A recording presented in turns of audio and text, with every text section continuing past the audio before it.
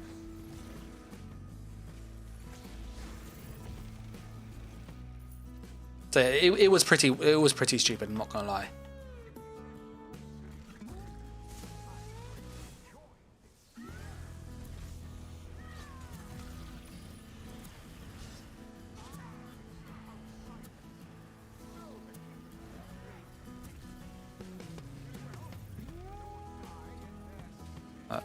Put out the taunt on him again.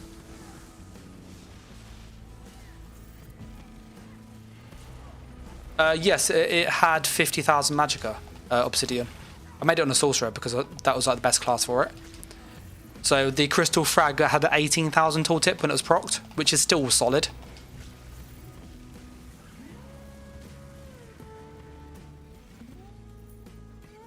Take those, thank you.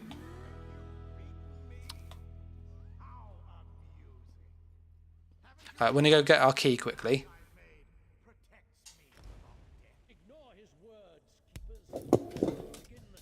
But yeah, those base game dungeons are like really easy, like really easy. Let me see. I'll see if I can find a screenshot of it.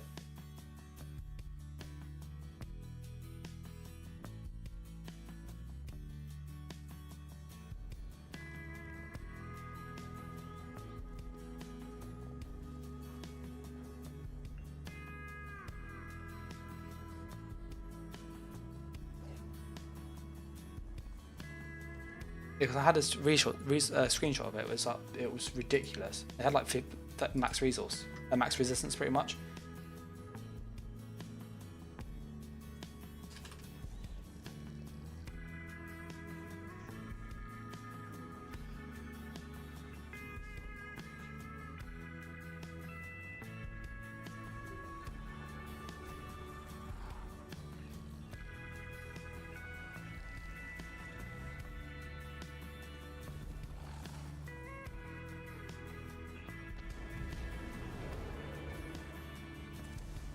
See if I can find where it was.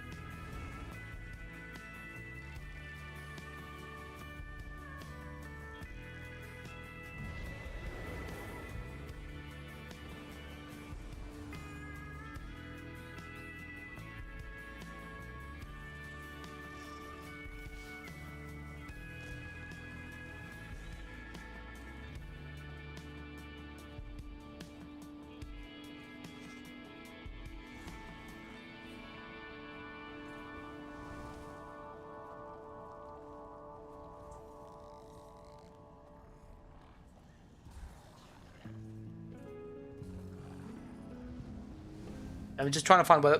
I had a screenshot of it somewhere. I'm trying to find where it is now.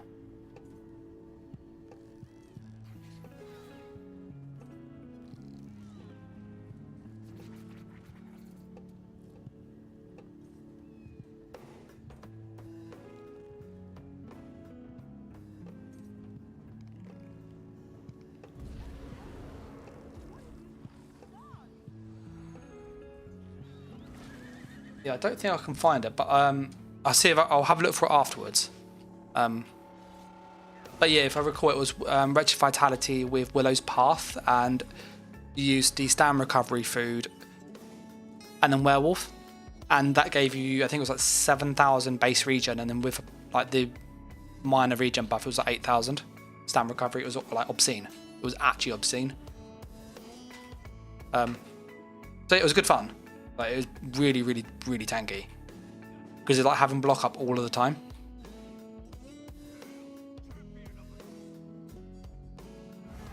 And what was nice with it is that your basically Stam Recovery just became like essentially like free defense. You didn't need to roll dodge or CC break because you had like so much base defense from that mythic. There you got a key. What's the pledge for today? Okay, Wayrest Sewers. Okay, let's do that. That's a nice easy one. Dungeon finder, Wayrest 2 specific dungeons. I'll try as a healer so we can get a proper tank. We'll give that a couple minutes.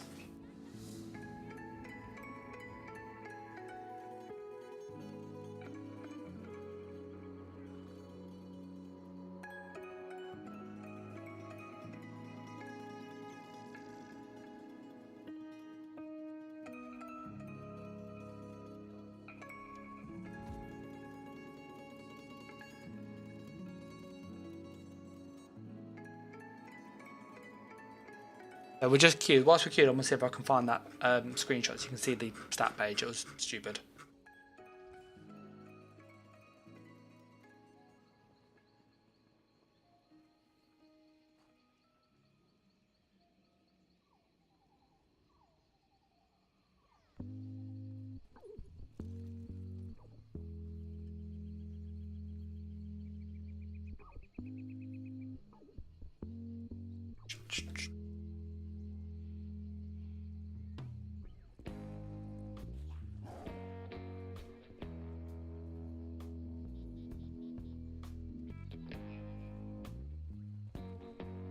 I'm just looking for that in the bug me if I don't find it.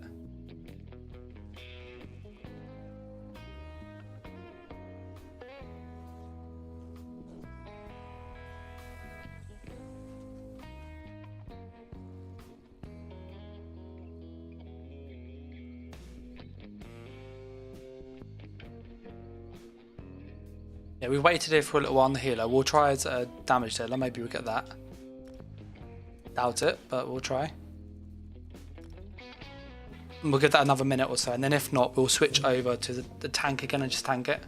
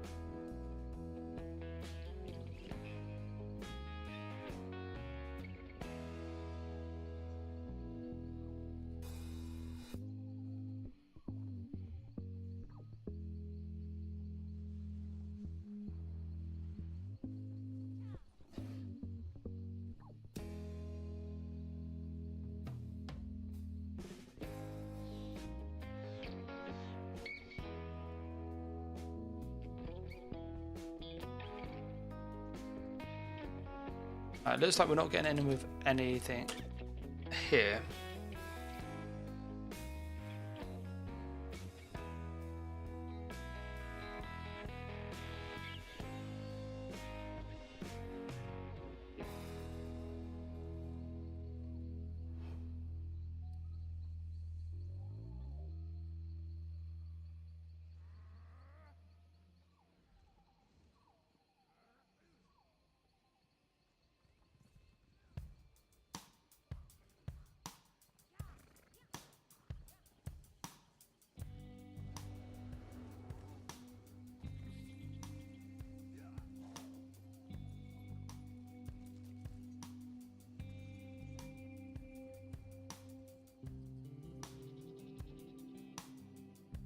Yeah, I don't think I can find where it's gone.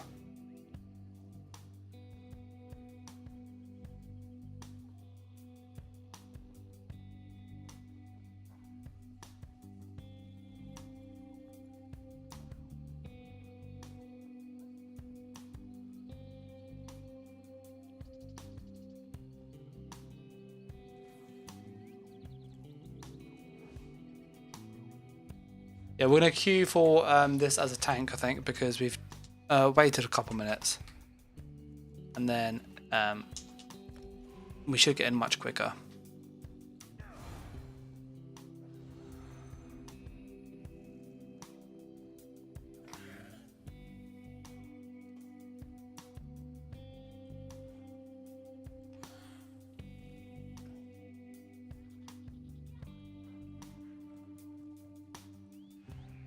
Hey, we can tank. We'll aim for 2 keys on this one. And hopefully that will...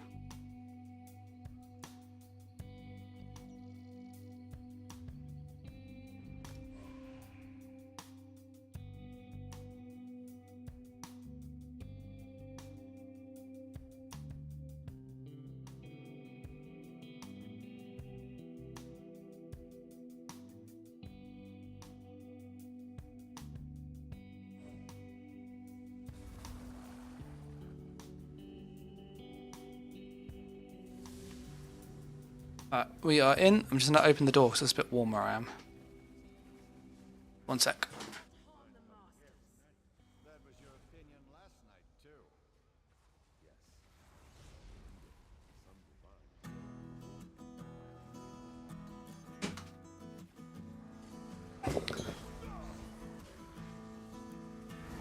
Oh no, these look like they have low DPS. Oh no, Elbas. What level are these guys?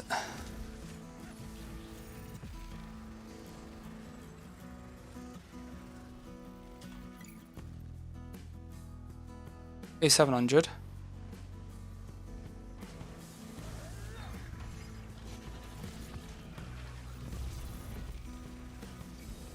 They're gone.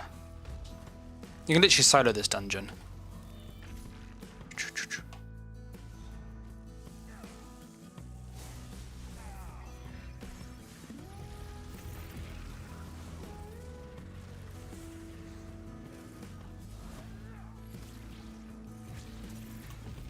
I think I'm gonna have to end up doing most of this myself as the tank.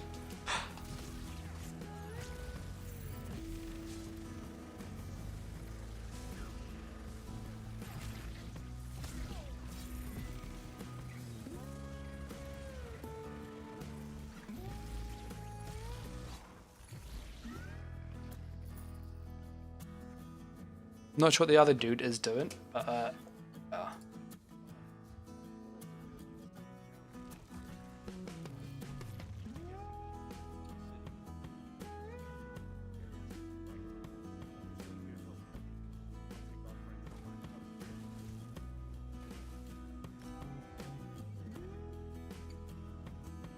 He's literally like left. Yes.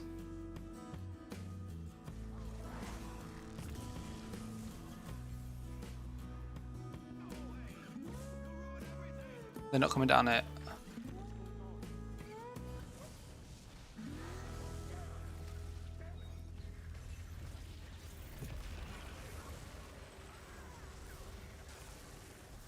The almighty person doesn't like ESO.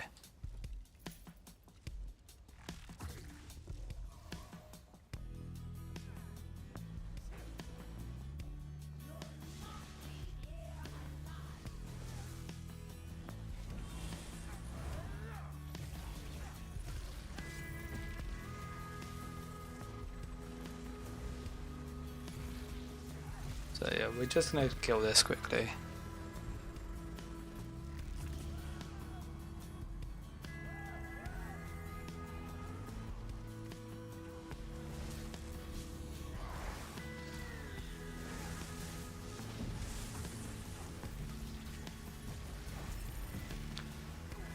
Thankfully this isn't like a hard dungeon.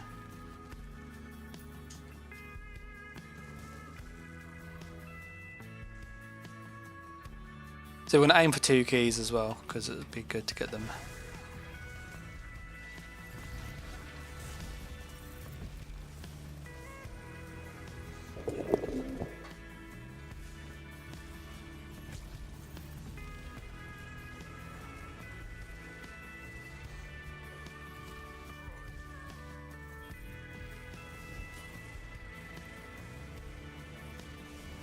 At least you took like no damage, that's actually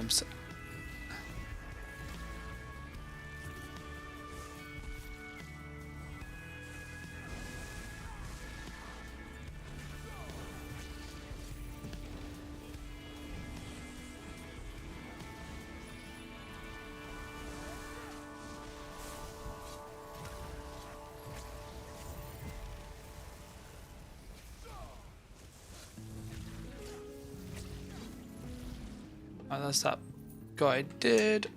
I literally have everything in this dungeon, by the way.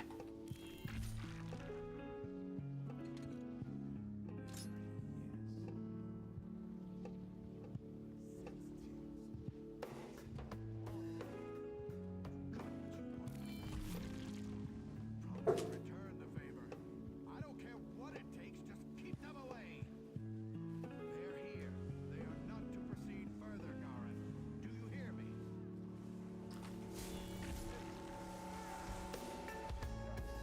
Oh, there's a bit of lag there. Oh no, no, no, no, no.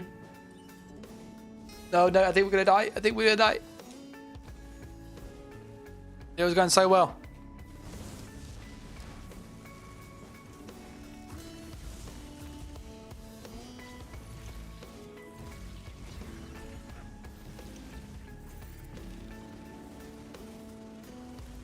Thankfully, these guys actually have like decent DPS because we just lagged like really bad.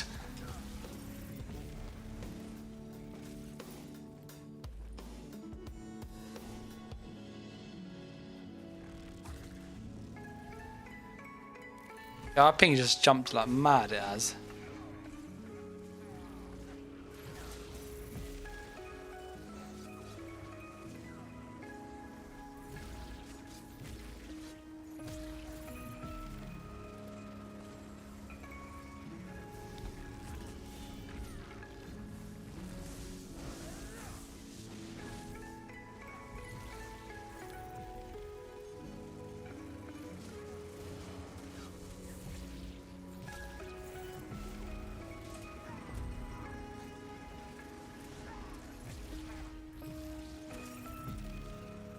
Always forget that's a boss.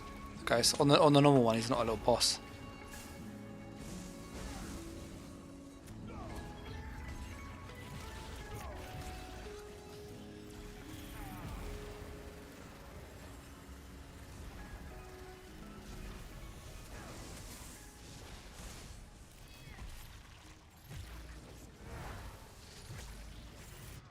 Ah, I had won it.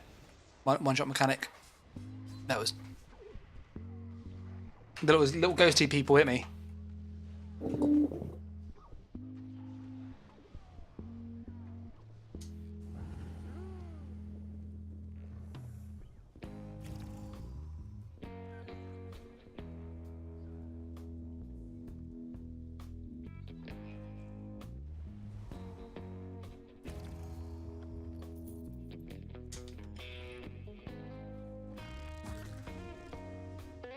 Yeah, no worries, Obsidian.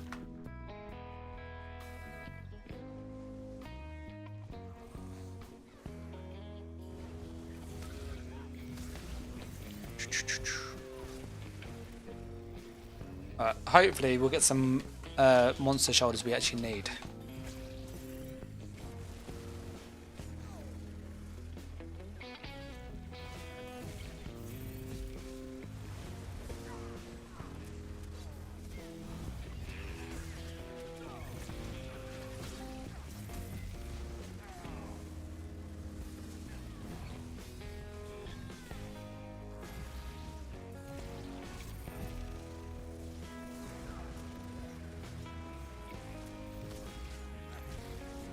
Okay, so if people have joined, what we're doing at the moment is farming keys for some of the like monster shoulders we need.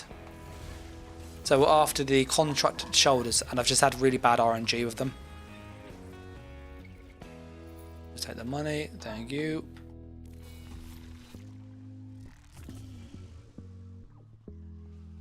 So we're going to push around. We're pretty much at the boss now. I think the challenge is to kill kill the zombies to make it into hard mode.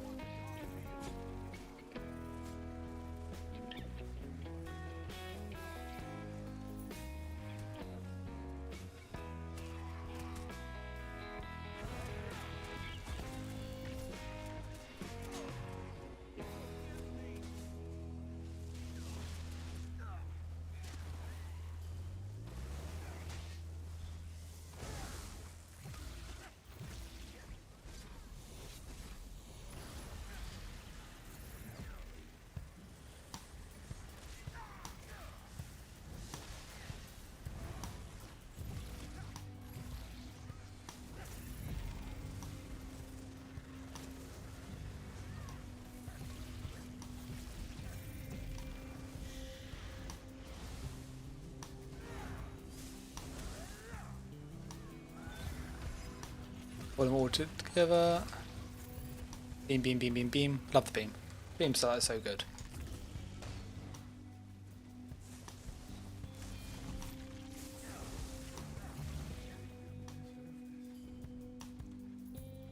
Look, there's literally is a guaranteed drop for me. I don't need that though.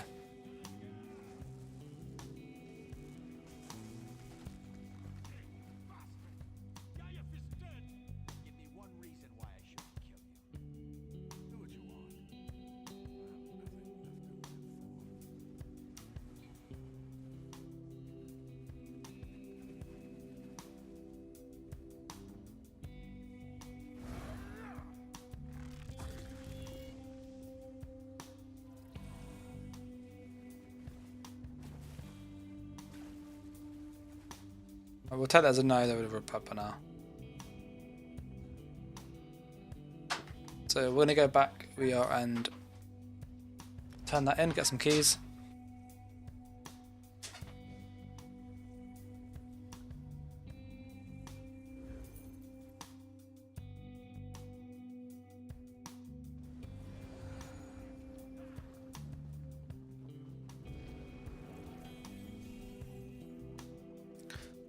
So we're back in Gartwood. I'm gonna get some more keys again. And then yeah, we'll just have to keep doing this over the next couple of days, I think. Which is a bit depressing, but it is what it is. There's a woman here.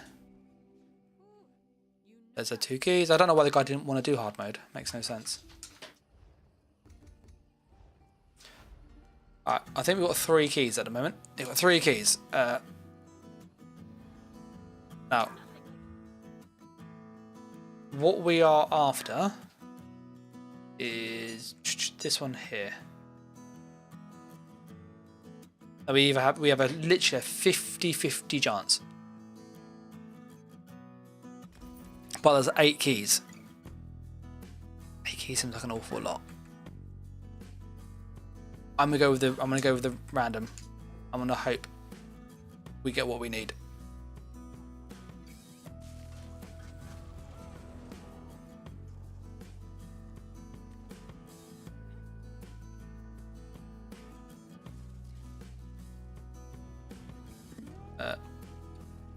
Let's get our merchant out.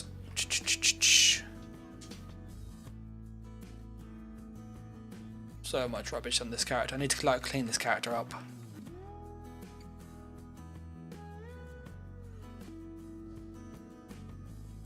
Why am I carrying insurance?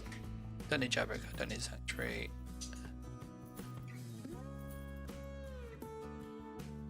I don't need that. Get rid of that. Get rid of that. Get rid of that. Won't really use that.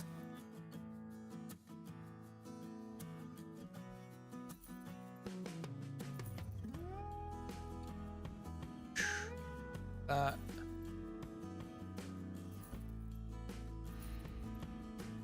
So I'm just going through to see like what I can get rid of. Thankfully, I like so many transmutes and they're a lot easier to get now as a PvP player. So I don't mind like getting rid of stuff we might not use again. This is still good.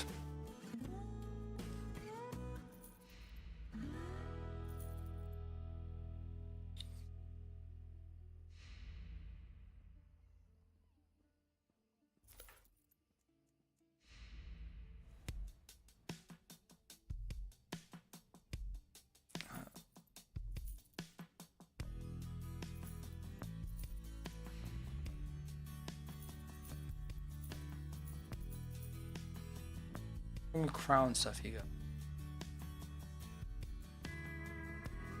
Well, let's see if we get the piece we need.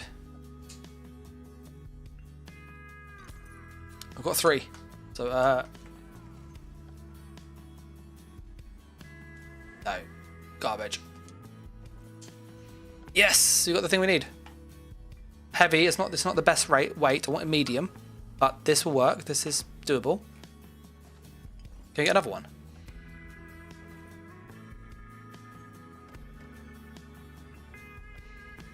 I've got so many crystals. I actually got a problem with crystals now.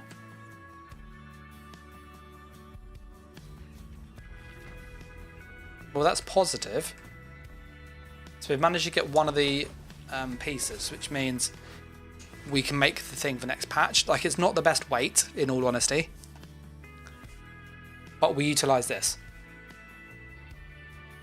And it hits really hard with the interactions with subclassing and like the sorcerer skill line on a Nightblade.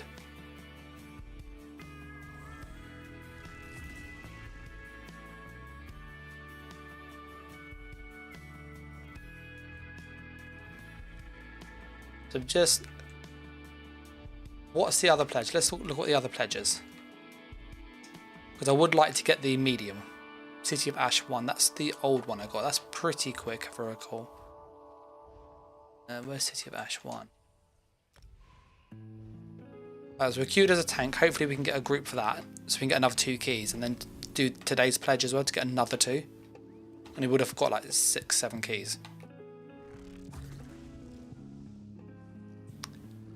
And then, yeah, all I'm going to do literally is for the next couple of days is just hit that box like crazy.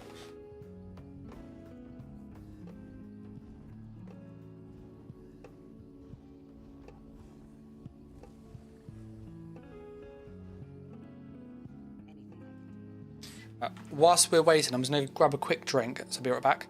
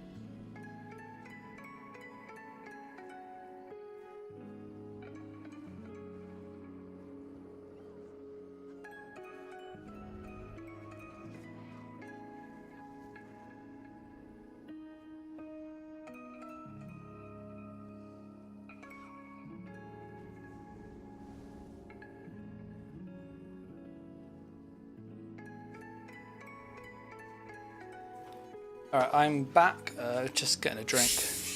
Excuse the bottle.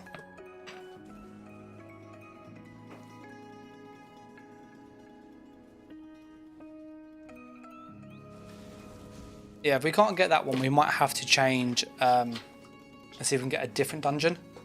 Maybe just drop that pledge and get something else.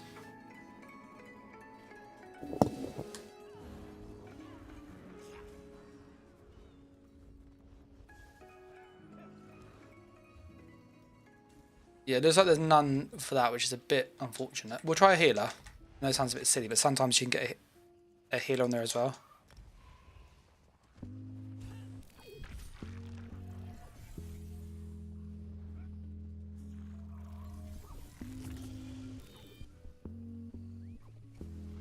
Alright, there's no luck there, so I think we're going to have to probably drop that pledge in all honesty.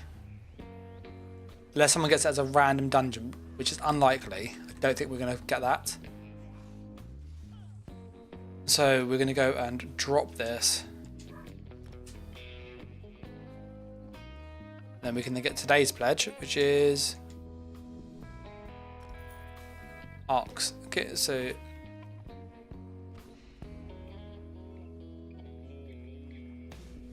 then we'll queue for that.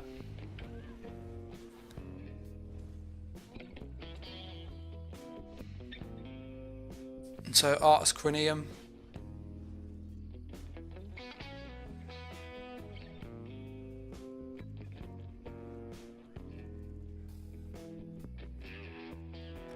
Can I get as a healer? Or do I have to tank it again? And I say tank in like the loosest term possible, as you've seen. Like we basically run a taunt and a AoE pull, that's it. The rest of it is just DPS.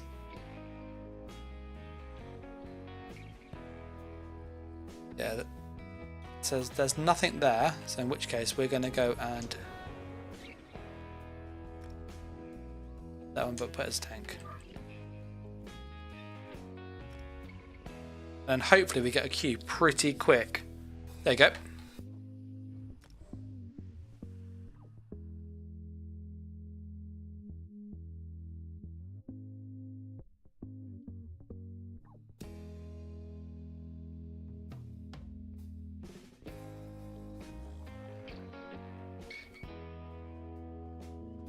Oh, this old dungeon. I used to farm this for Medusa. This is a really good set back in the...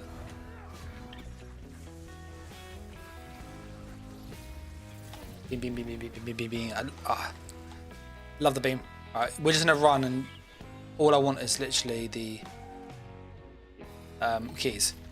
So we're gonna go and run, run, run, run, run.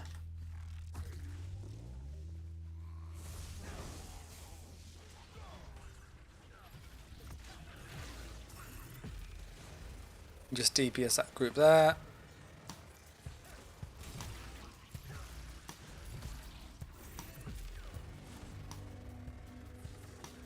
They're not going to come, are they? We can make a start on the little snake dude here.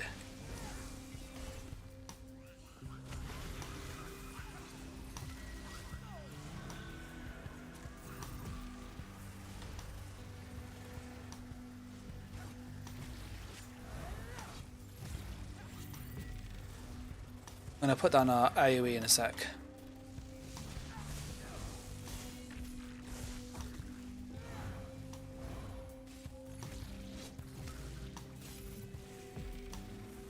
I love it where you can just like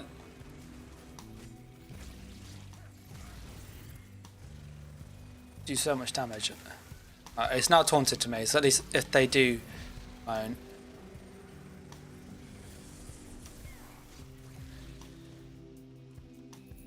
This is a really good set for heavy attacks. I used to use this loads back in the day.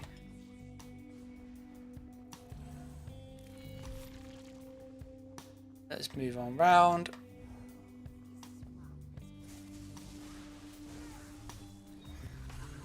I do actually quite like tanking in this. On the NA server, I have a proper tank set. So I use like the Arcanist with Void Bash, and I want to say it's the C one. I can't remember what it's called, but when you bash them, you release like a cone of water that it puts major vulnerability on them. It's really good.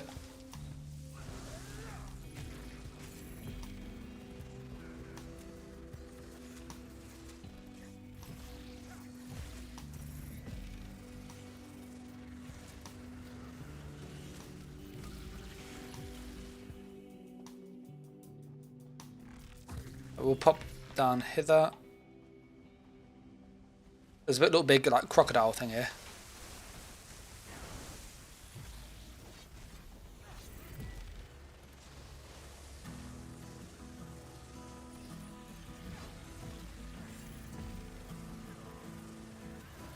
Taunt it again. I am.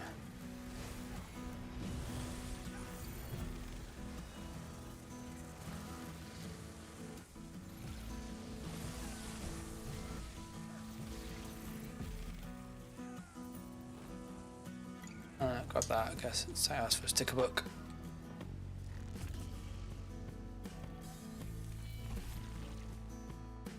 We're going to go down here.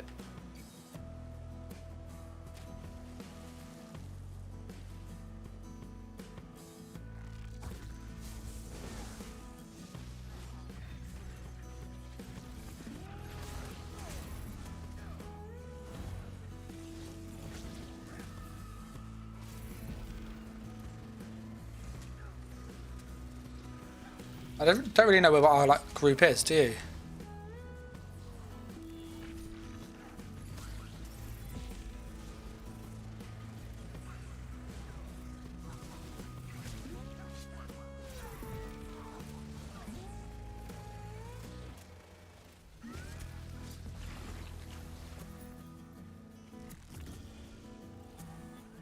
So yeah, we're literally just doing dungeons tonight, guys, just to get some keys. I might do one Battlegrounds for my class mastery. And I still need a couple of those from this server.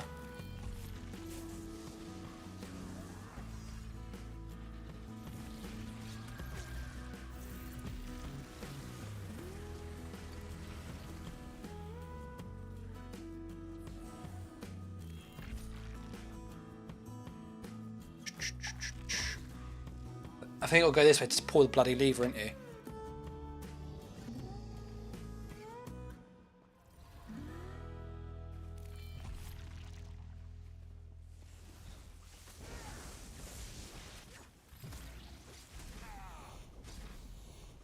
I'm pushing the buttons. My ult's not firing. I think there's lag. So much lag.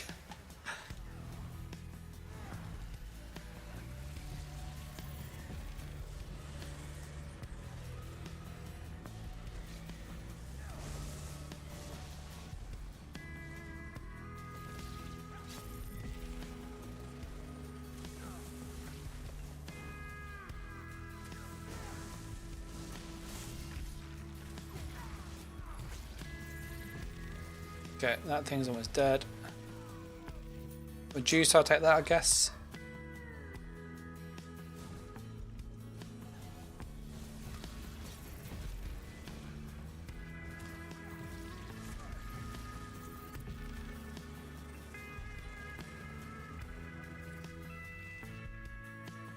I think he's pulled that, so we'll go backwards.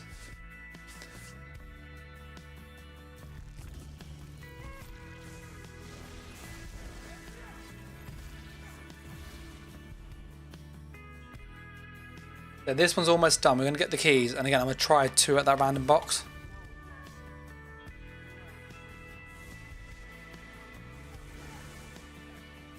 I think there's a little mini boss over here. There he is.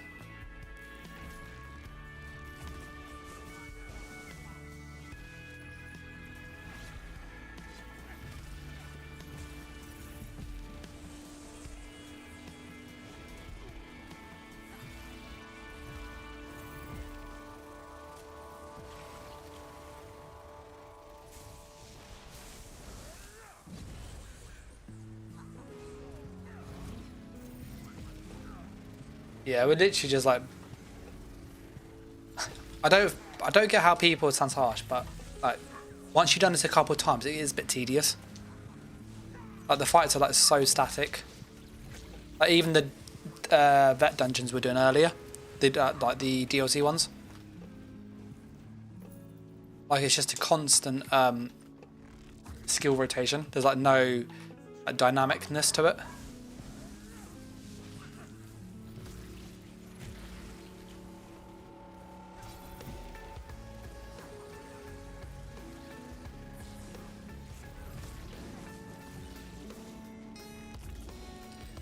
We've almost done this, so we should then be able to go and get what we need.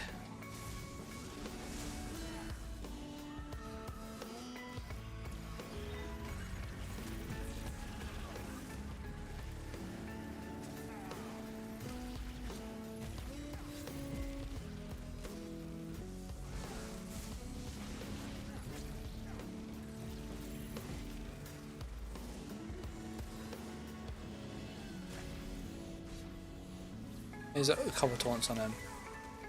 So he's almost dead now. Beep, beep, beep, beep, beep, beep.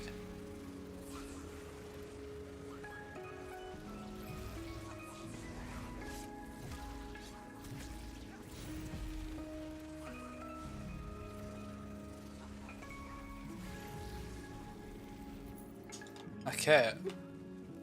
We need to do the scroll.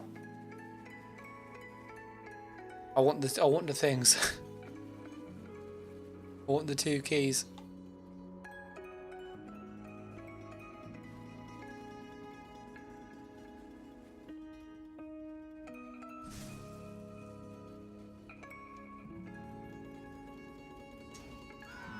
Okay. Sorry about the brightness there. That's like proper bright, that is. If you're watching at night, that's like really startling.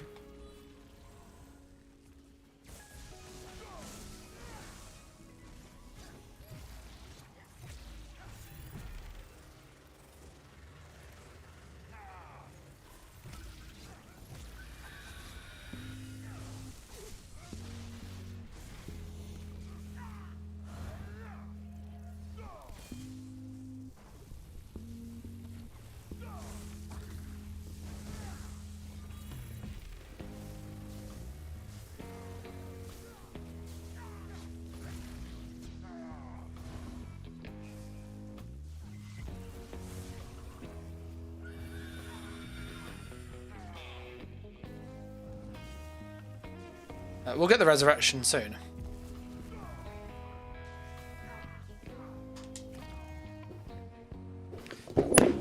They all sat in the water. They all went in the water.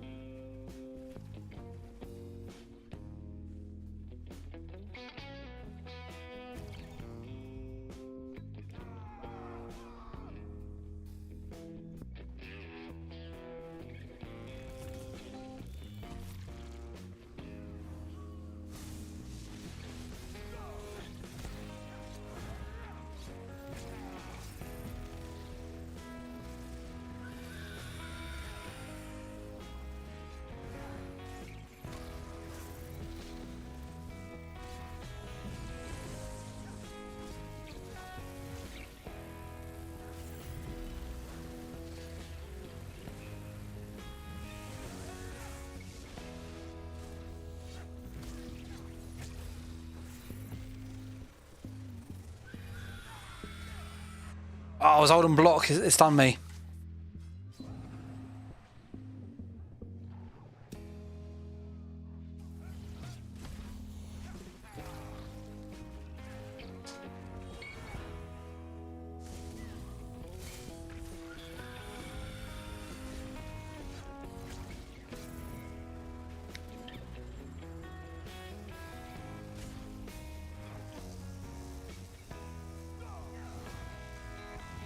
Oh, we're getting the res. This needs to be a bit of a res fight, this one.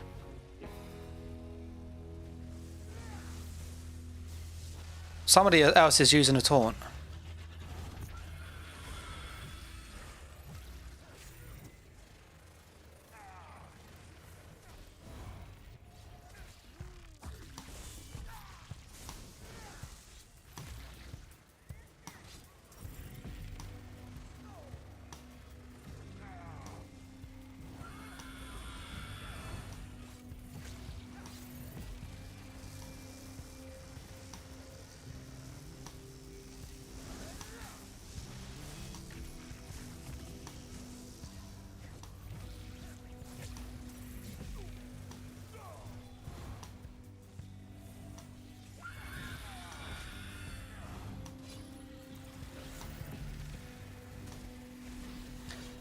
I've got to taunt him again. Look, I've taunted him. He just ran to another thing.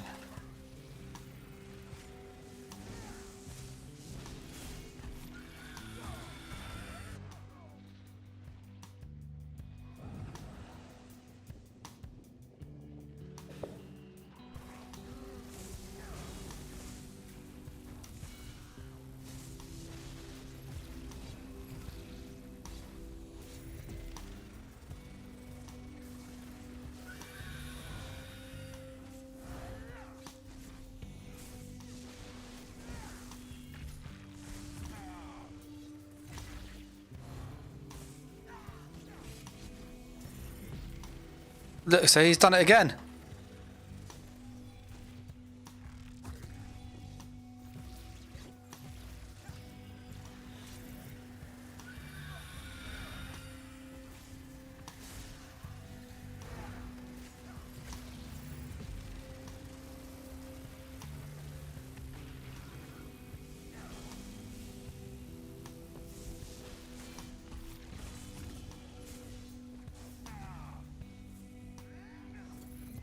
You can see me pushing the taunt.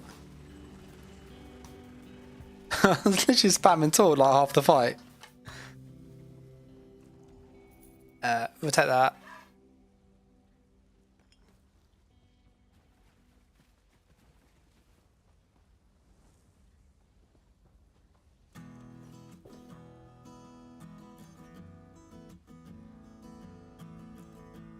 We've got the keys at least.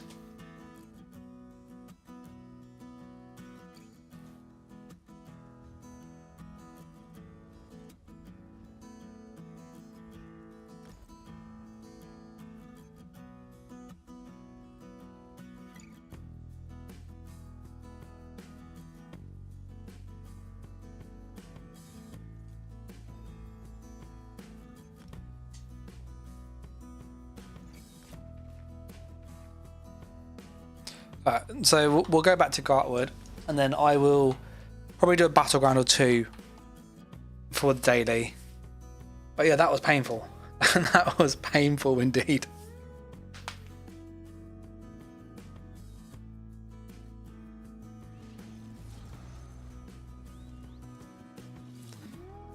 Hopefully, no touch wood, we get the medium shoulder piece we're after. The likelihood is incredibly low, like incredibly low, because of how many sets there are. But I'm going to chance it.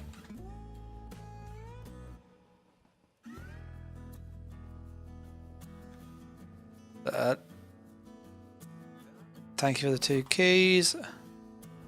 Okay. Will RNG be on our side? Ascend and Tide is the one I'm thinking of. Is it Ascend and Tide?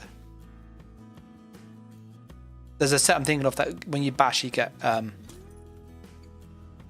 like a major vulnerability. It's quite good for tanking.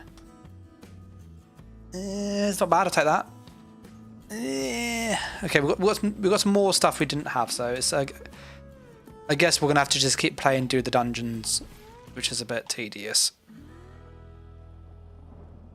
I'm gonna switch over to my Nightblade because I'm like PvP'd out now. I've got all the stuff we need, other than like the medium helmet, medium shoulder. So if we get a medium shoulder, we'll be able to like min-max the build when it comes online with the new patch. But even so, I think we'd have enough damage to be able to make it work.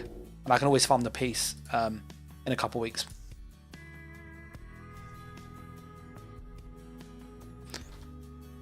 We're going to do a battleground, and hopefully we can get in. That's going to go here. I'm just going to change my add-on settings quickly.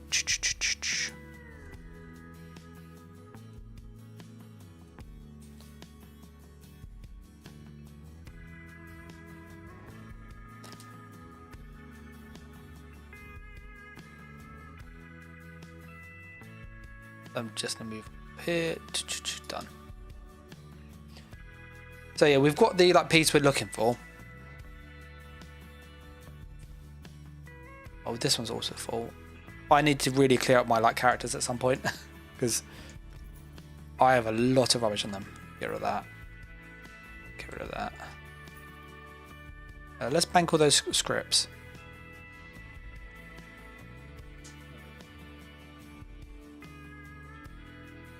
Beep, beep, beep, beep, beep, beep. Hey, we've got some class mushrooms. Let's use those quick.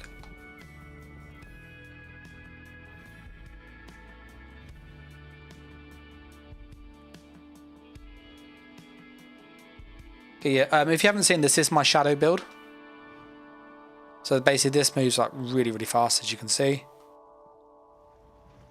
And then it hits very hard. You basically do that and just go up to something. Cloak. Boop, boop, boop.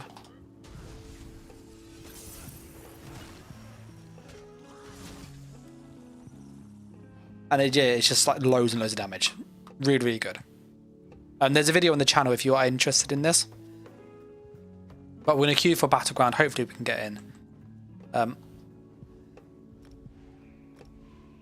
It's meant to be that one. So... And then whilst we're waiting, we can probably go into Imperial City and just see if there's people in there just to like fight whilst we wait. Oh, BGs is ready. Awesome. So yeah, this will probably be the last thing of the night because it's late where I am. It's 10 o'clock.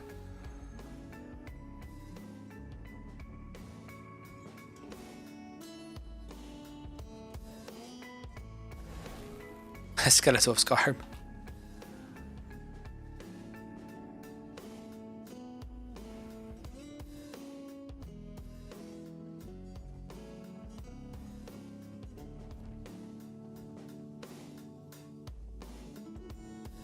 He's good. I've fought him before. He's decent.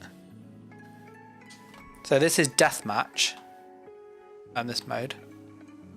What's that on the boat? Is that a damage boost? There's an axe on that side, definitely. That's gold up there. I'm having a little look at what the buffs are. Whether we can raise to a buff. want to say that's like the defense one up there. But we are waiting for a player, so hopefully we don't get kicked out.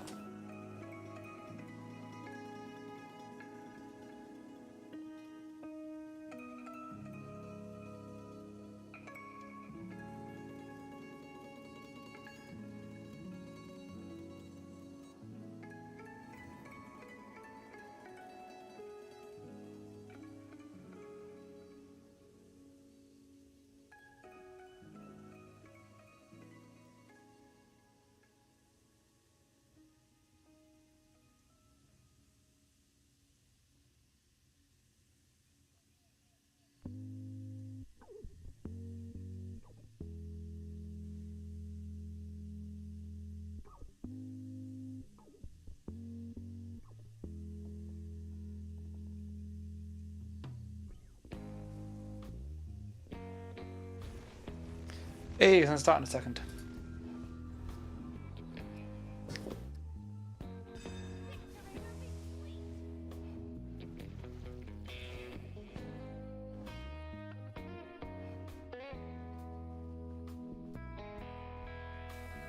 Nobody's gone for the damage boost. The damage boost is like golden. Like, why would you not go grab this? This thing's amazing.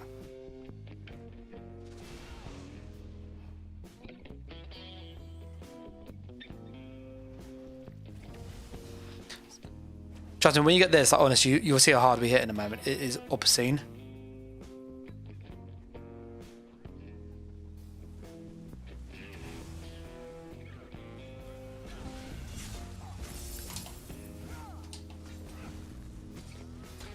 They got a healer with him. He's very good. Oh, there's so much damage to him as well. No dark convergence. That healer I fought against him before. He's like really, really good at healing. So yeah, we hit him for, I think it was like a 9-10k wrecking blow.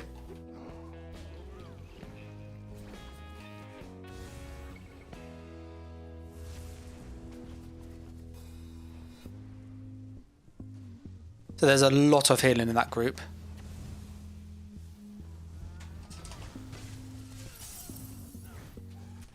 So you can literally see I hit that guy and then it almost went to full health.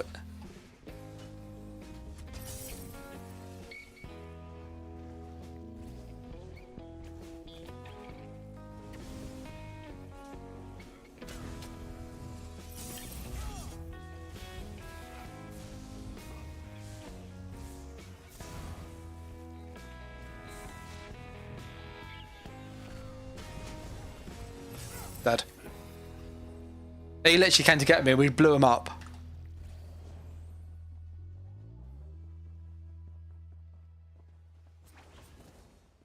He's like 47k off.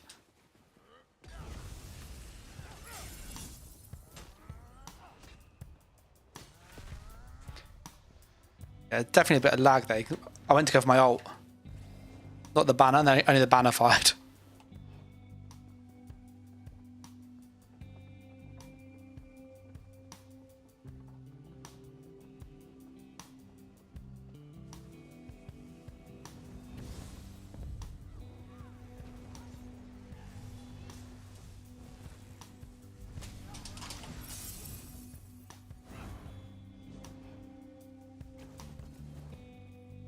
The healers are insane.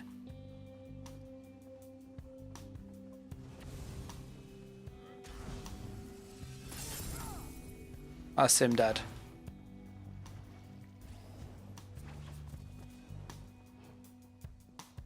But there's so much healing in that group, it's actually best just waiting. It is.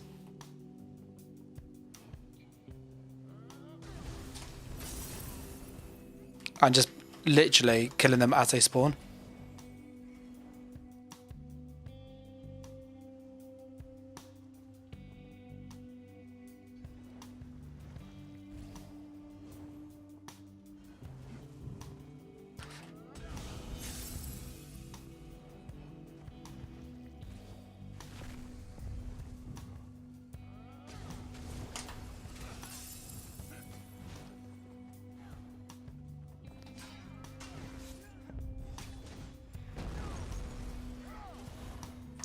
Oh, he's a 40k health, he has.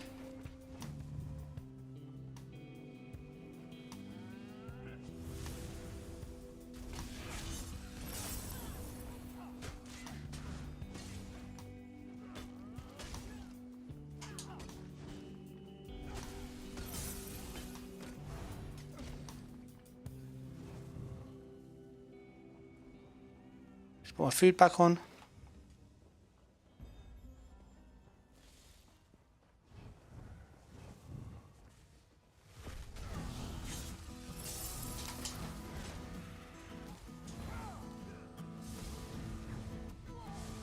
Ah, I got so close. 7 kills. Yeah, the healers. So much healing. So much passive healing. We'll try one more because I want the class script. So with another BG. But there's so much passive healing in that match.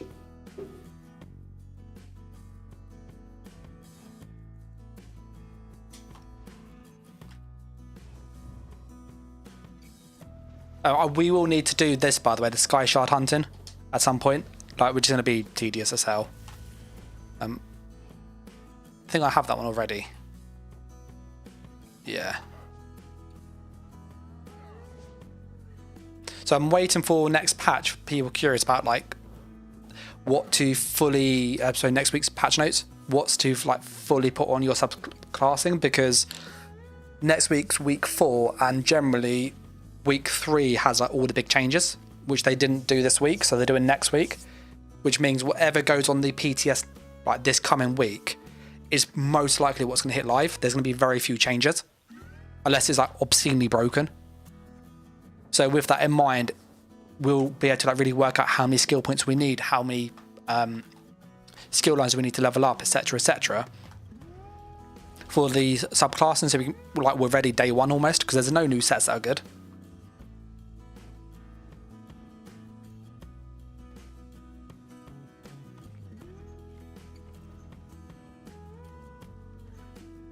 So we have loads of transmutes. I actually have too many now. I never used to have enough, and then they changed it, and now I have like so many, which is good because I always used to moan about not having enough. But now I think like the 1,000 limit's a bit too small.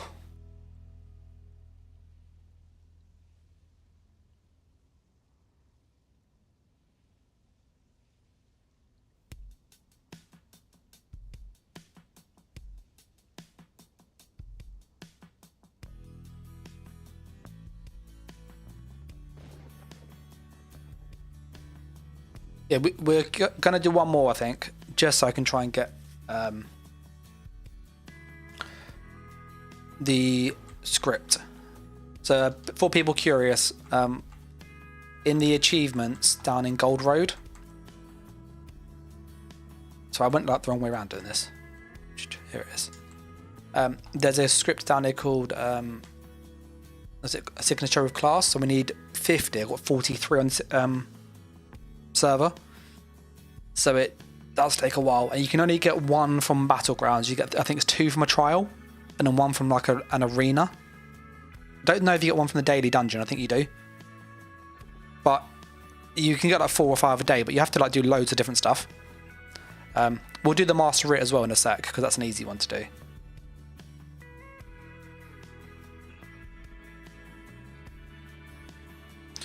Whilst we are waiting, I'm going to go and just quickly pull up a lead that I'm looking for, and then we can go do like the world boss and stuff.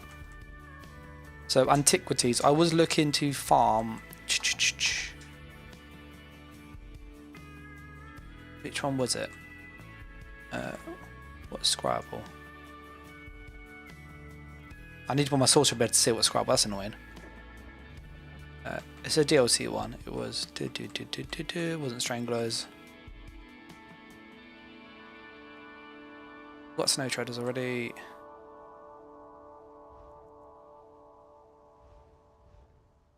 That's got 20 days, that's fine. I'm just checking they're not any that have like gonna run out.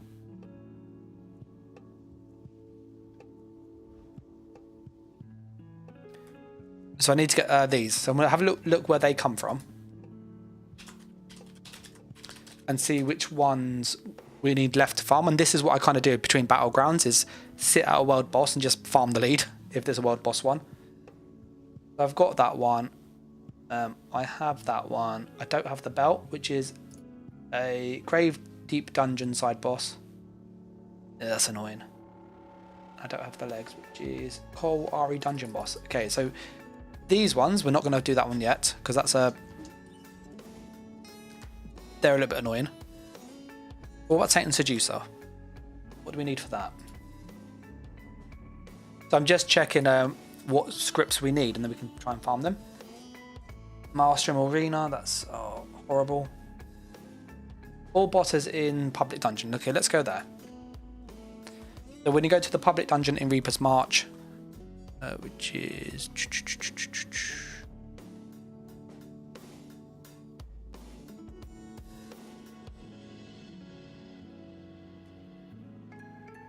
The dungeon's up there, isn't it? So there's going to be a bit of a ride, sadly.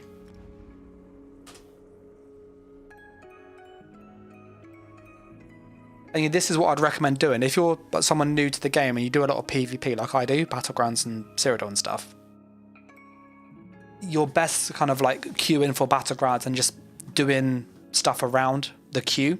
So like whether it is sit at a dolmen and farm some gold by getting like necropotence or like Mother's Sorrow, for example.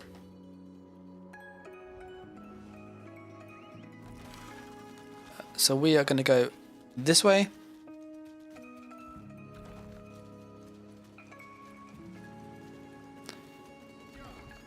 What I'll try and do before I wrap the stream up as well is I'll jump onto the PTS just to show some of the stuff I have been working on, because I have done a lot of changes, and I don't think they've reset the saves just yet. They normally do it like week 3, but I don't think they've changed the template yet.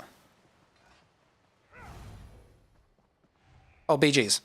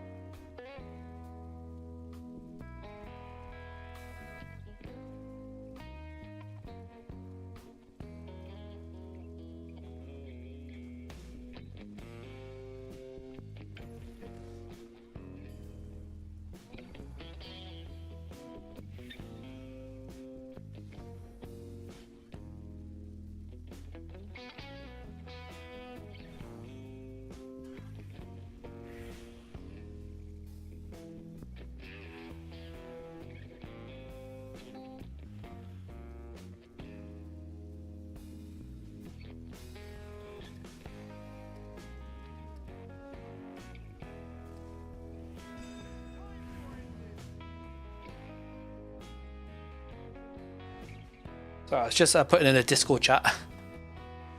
Domination, I like domination. It like forces people to spread out more.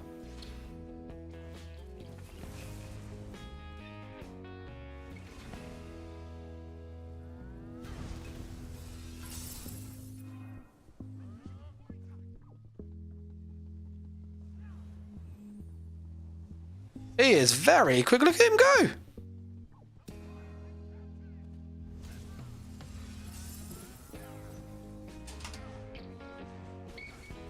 Hey, look at him. He was like, there was like no tomorrow, was there?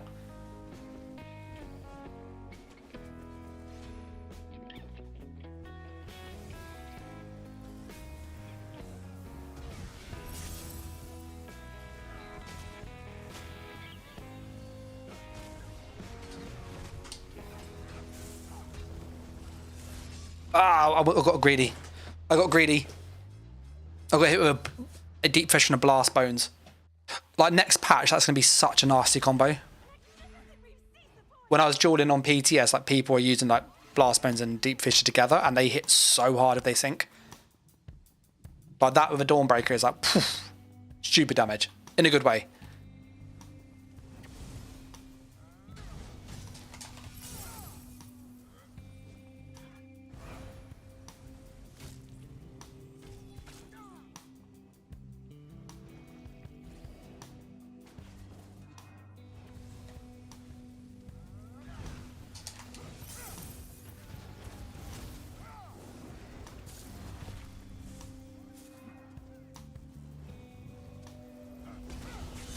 Oh, I went to go for the kill. Someone hit me with magnum shot.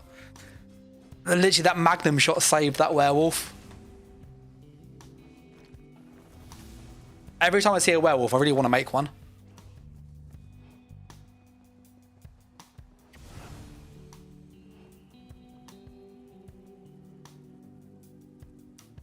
We're just looking around to see, can we get some kills? We do actually want to win this, so we get this script.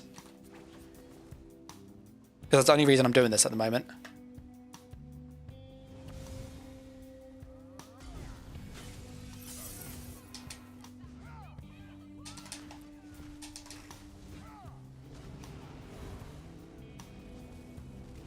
Did he come back? No, he didn't come back.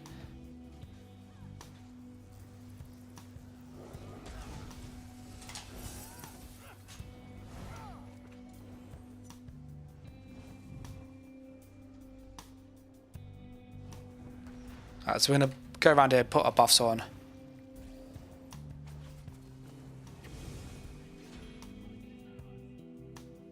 I am actually running to the objective. Like, I know that sounds really weird.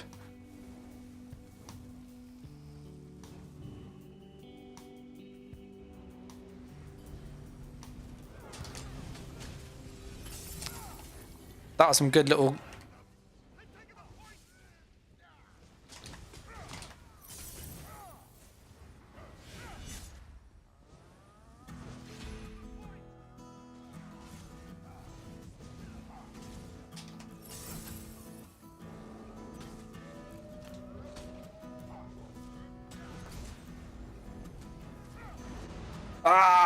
Road beam got me.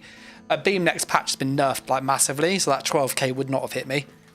You can roll dodge it now, which is like a huge difference.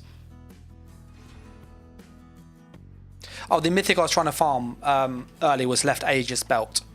That's the one I was thinking of from earlier. He's dead. Hop. Oh, damage boost, take that. Yes, thank you. I loved the damage boost.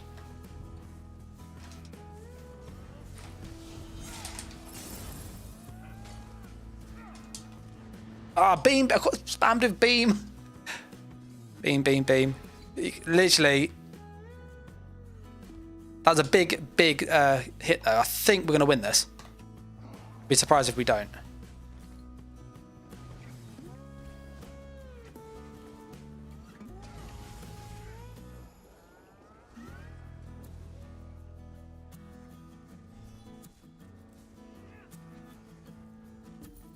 Okay, we've got the one, which is great. So we've got the win, sorry, which is great. So we can get that script there.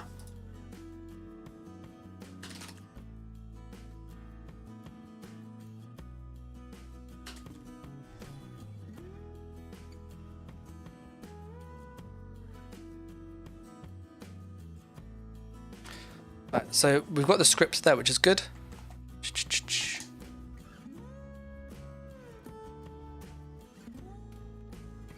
I've just put a poll up. Just curious if people, once I've kind of like done the stuff on the live server, would you want me to switch over to the PTS just to kind of show some of the stuff I've been like working on? Like obviously they're very early. If that makes sense. I need to go do the crafting one. So I'm just farming the last few like class mastery bits. I need I think there's about 6 left now.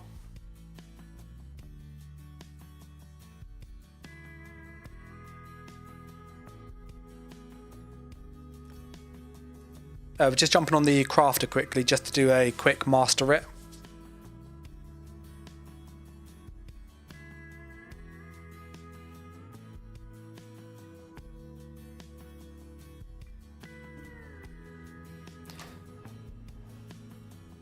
I've got to move this quickly, one sec, there you go.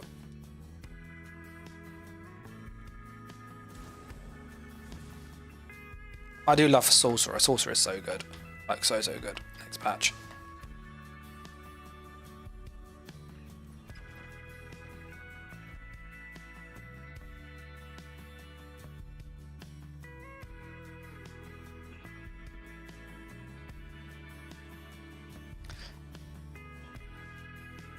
Okay, so we need to buy a writ quickly. So we're just going to pop over to Vardenville.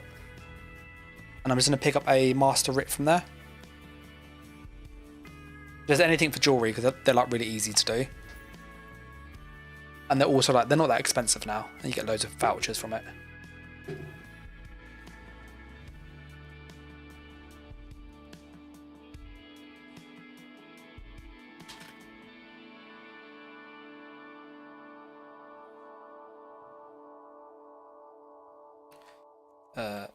It's a consumable, I think it is.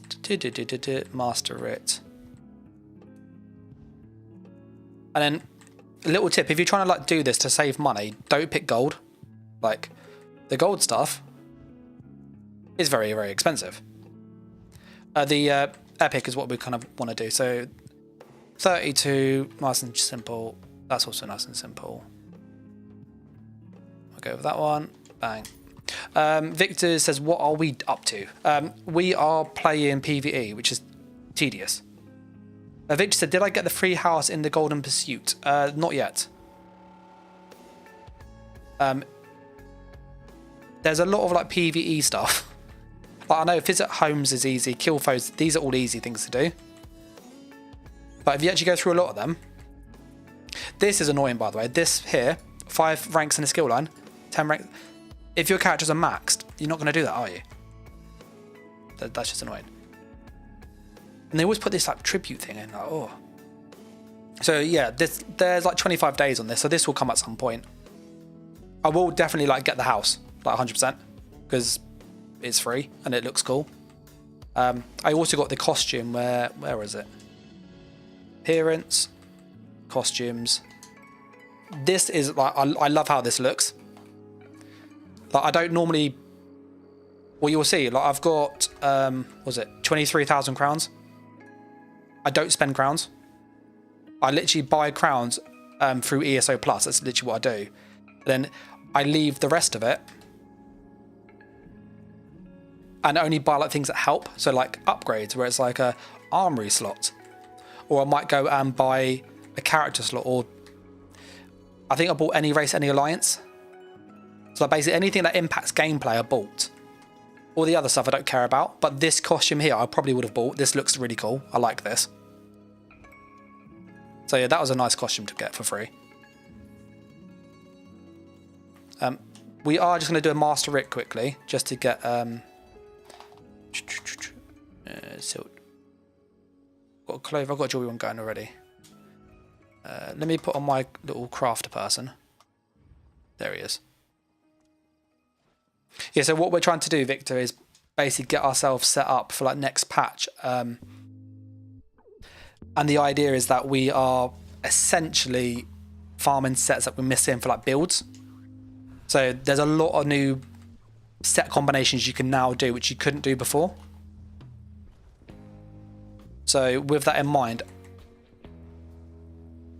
I kind of like want to get that stuff going, because it's going to take a bit of time. There's a few monster sets I do really need.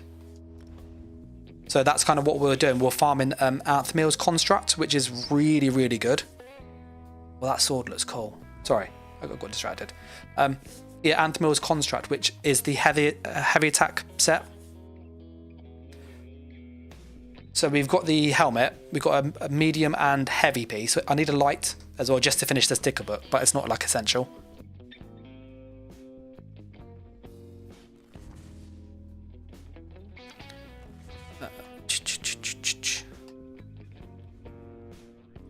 So we need to get DLC. I love that it tells you what you need. Sure. That one. Which trait? Done. And then I wish on the controller UI they had the quality upgrade, that you can just like make it in the right upgrade or weight that you want. Because this is annoying. Like this is just unnecessary obtuse. When you do the recrafting, you can so the like recreation, you can pick the quality straight away. Right, that's that done. He's normally Wayrest. Yeah, so we're just doing this. We are to get the class script.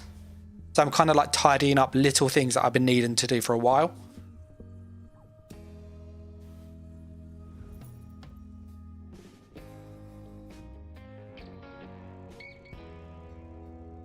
Rain says you can set it to quest only, and it does.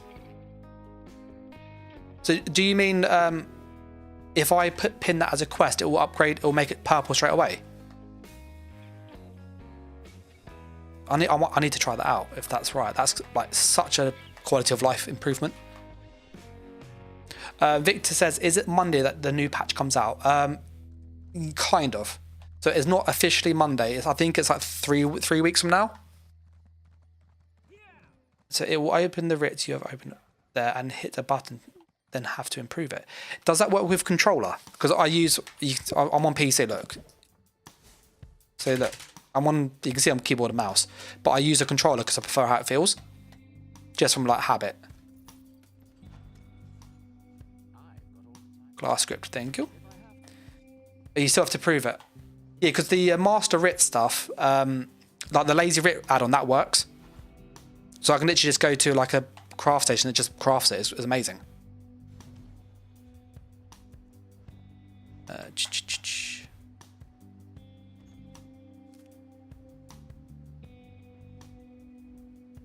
Does it even on PlayStation even? I need to have a little look into that. Cheers. I really like this add-on, by the way. Where is it? Inventory Insight. This is amazing. Put this up here, do. But what this lets you do is you can like search for something and it scans all of your characters. So once you've logged in once, it will like keep track of where all the items are. Really, really nice.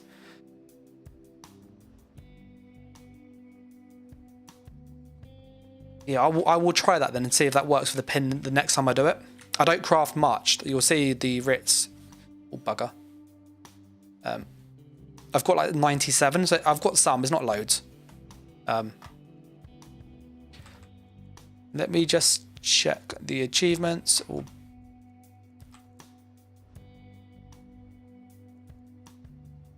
So we are 5 to go. So we could get 1 from Battlegrounds and 1 from Crafting. That's 2. So that's 3 days, hopefully. And then I'll have this maxed finally. It's taken bloody ages, this has. Like, it takes so freaking long. Like, trials, you know, Cloud Rest is not too hard to do. I don't do daily dungeon randoms. I don't do infinite archive stuff. I don't do arenas. I do PvP. And that's about it. So you're getting like 1 from each PvP day. It's not a lot, in all honesty. I know they want you to play different game modes, but I don't want to do them. So that's just me. So yeah, we've got these going. What I will do is load up the PTS in the background because I can switch windows. I'm curious as well. I don't know if I mentioned it. I did get a new PC, so I'm actually streaming on my new PC. That is very loud though. Woof. So I'm curious to see, like, had there been any like issues with the stream quality or audio, because obviously it's all very different. And window to full screen. Just turn that down. That's like really freaking loud. There you go.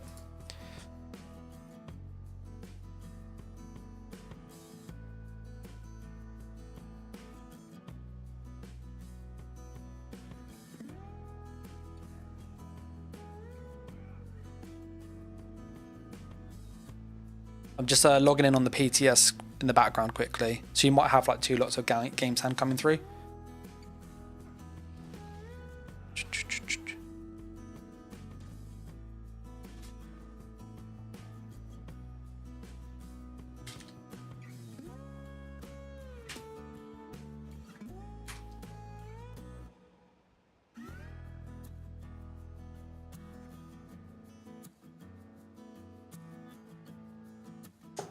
I want to skip that thing. Ryan says, is it Rain? I think it's pronounced, is it Ryan? I'm not sure how you pronounce that, sorry. I want to say Ryan, but I think it's Rain. I've been working on the crafting tables. You have 30 sets left.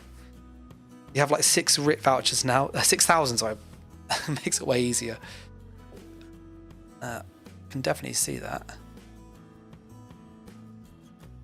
In UK.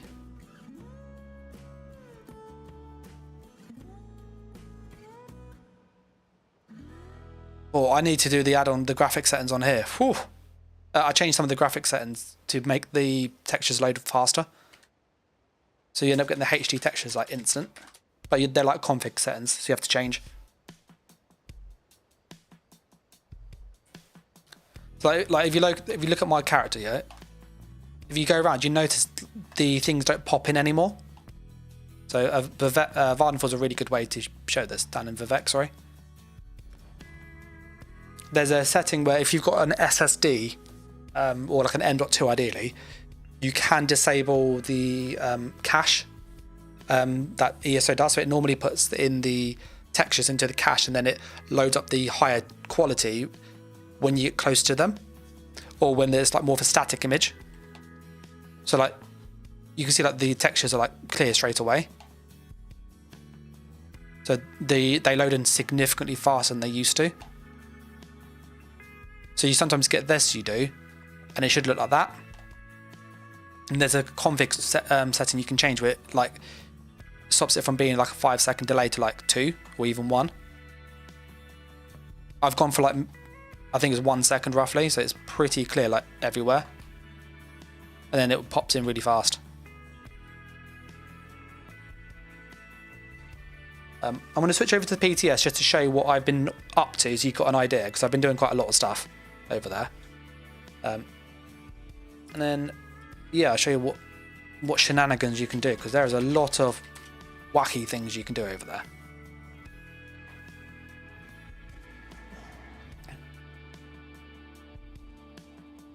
So I'm going to close which windows.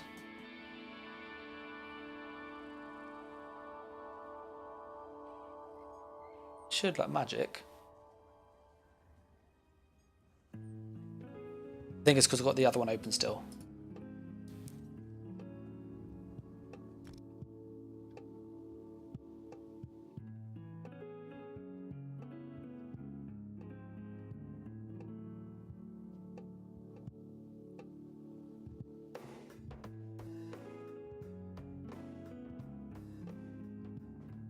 Well, I'm putting the window catch. Bear with me 1 sec, sorry.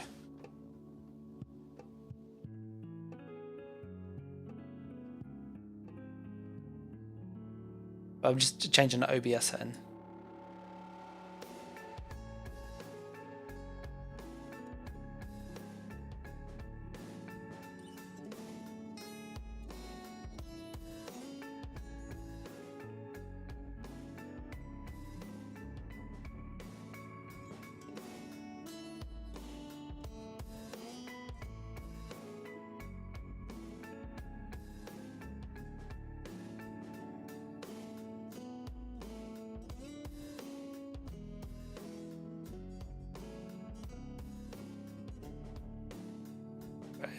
Just curious as to why it's not going on to full screen. These are like one of the things where when I've changed the computer, I've not tweaked that.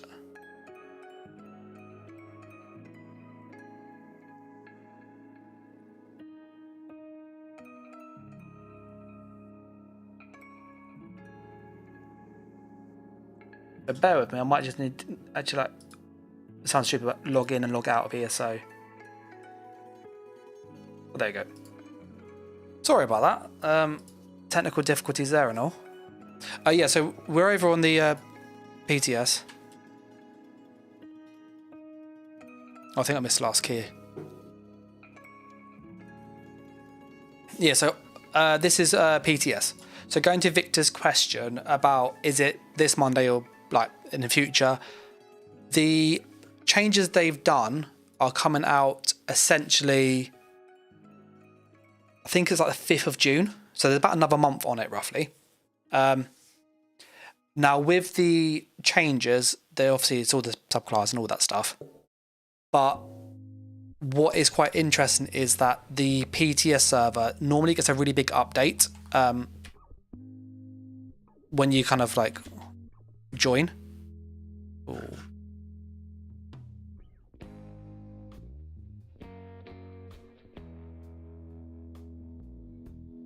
I'm just going to go and put my gameplay into controller, whatever that is. Gamepad on controller, thank you very much. Okay, I'm going to sort out all the colours. So this is over in the PTS. So normally what would happen is by this week in PTS, everything would have been mostly set in stone. They haven't done that this time. They've said there's a massive combat balance patch coming next week, which is why I've kind of paused the early access video things that I've been working on till this coming week, because there's a lot of changes that they've kind of said they're going to do to balance it. I don't know how it's going to go, in all honesty, but some of the stuff we have made has been pretty stupid, in all honesty. Like, fun, but stupid.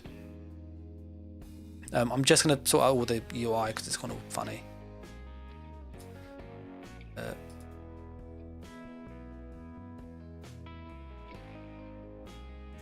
I love ESO when it's all laggy.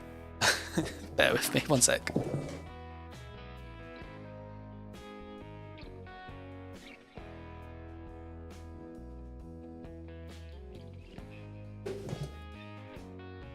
Right, it looks like ESO's decided to crash, which is riveting.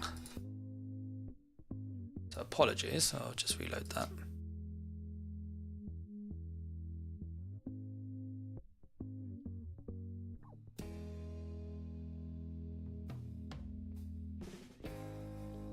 Yeah, I'm just gonna relog in. Yeah, so what I was kind of getting at with Victor, sorry about the busyness. The answer is it's gonna update in about a month's time, roughly. And then with that would obviously be the live thing. As for kind of where we are at the moment with it, what I will show in a second is kind of, it's probably gonna be changed quite a bit if they like nerf things. We are using some mechanics which I would say are unintended, in all honesty, with some set integrations and like how they interact with each other.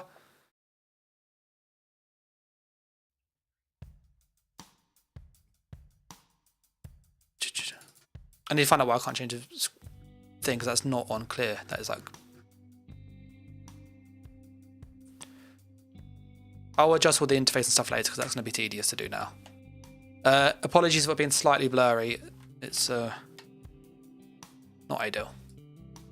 So yeah, so one of the things I've been working on is basically a pet zoo for PvP that's actually viable, because I've seen quite a few people like, oh yes, you know, Necromancer, Blast Bones, Skeleton Person, Bear, Twilight.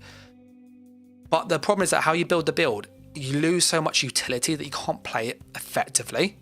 Whereas with what we've made here, it actually fights really well. Like, it's hard to kill, it's got good damage. So I want to kind of show you some of the stuff that you can do with the subclassing that's coming, and more importantly, like how it can be a bit broken.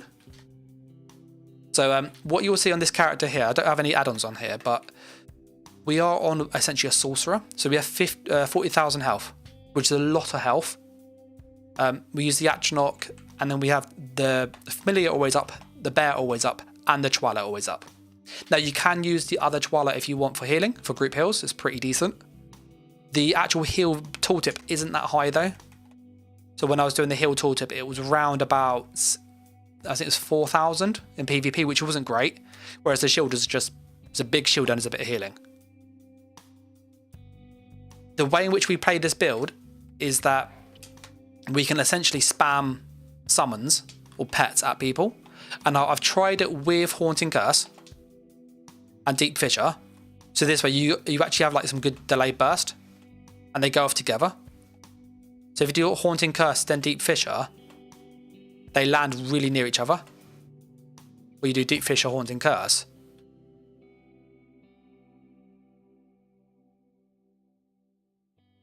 So I personally prefer doing Haunting Curse and Deep Fissure just because it gives you time to reposition. So you can basically do this and you've got like 3 pets that you don't normally have, yeah? Now, I personally was running around and trying it with the Blast Bones and stuff. So let me grab a skill respec. And to subclass, you essentially change one of your skill lines. So we're going to swap and pick one of the Necromancer ones, which you've got here, and do the Skeletal Mage.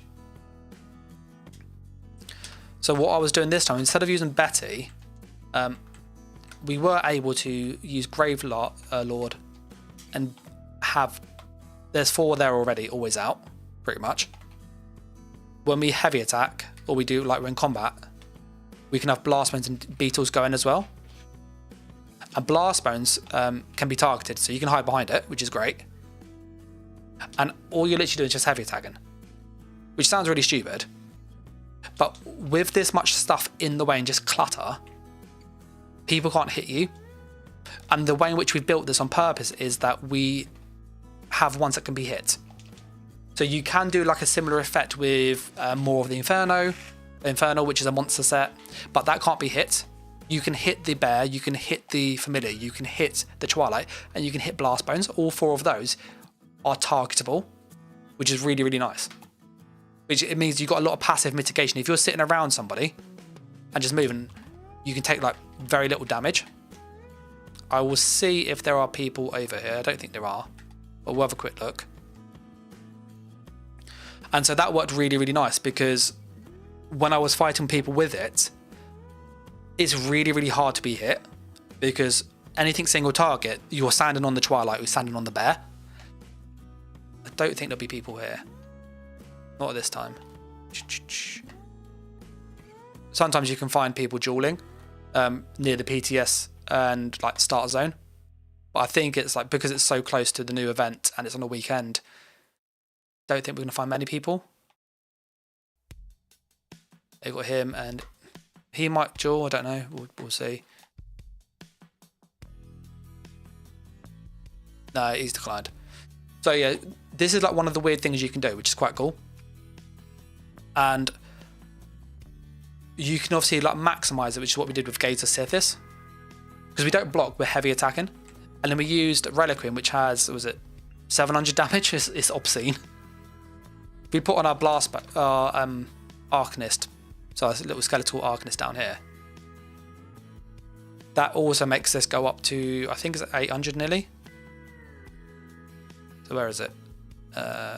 772. So when you combine like this with all these pets, it makes this build really viable, because the procs carry the damage. The pets give you loads of defense because they're in the way constantly. Makes it so much like visual clutter. The Familiar has a like AoE stun, so you can just literally push that, it stuns and hits people. And you're constantly sending up blast bones between you and the target. And because you're heavy attacking to do damage, you end up like not needing block. So as a result, you'll see we have 27,000 resistances. And like we don't need to buff up, like we always have that resist. We always have this amount of damage, so our stats are like really easy to play with, which is how like you can now make this work, whereas you can't do this on live. It is nowhere near as survivable or as much damage. One of the other things I have been working on is a where's my sniper? I've done a lot of snipers. So sniper here, like tons and tons of sniper testing. With these use what I'd say is probably an unintended mechanic, in all honesty. But because of how they work, it does mean we get a lot of bonus damage that we wouldn't normally get. I will show a combat metrics thing on screen now, which is, it is obscene. But I was dueling somebody with this build, and I hit them with one overload combo and they died instantly. I think they had 36k health. It was an instant one-hit kill. So let me see if I can find it, just to show like how stupid it is.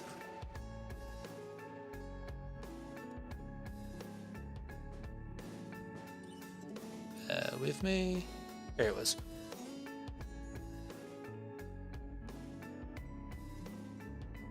So this here, if you look at this, this is a combat metrics of someone I was fighting here. We were doing a full fight. I buffed up and he had 33,000 health. He did. The fight lasted 1 second. I hit him with one overload and it procced everything I had and he died instantly. He had full health, full resistance. It was fully buffed with like vigor on and stuff. And I hit him once and he blew up. Like, this is what scribing can, and subclass, like scribe and subclass and all mixed together, you can make really broken stuff like this. So you can see like it was just obscene the amount of damage in 1 second.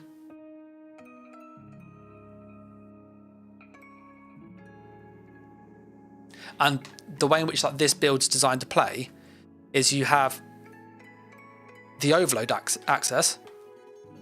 So you can basically pre-buff, so you see your target, you do your normal buffs. Crystal weapon, light attack cloak.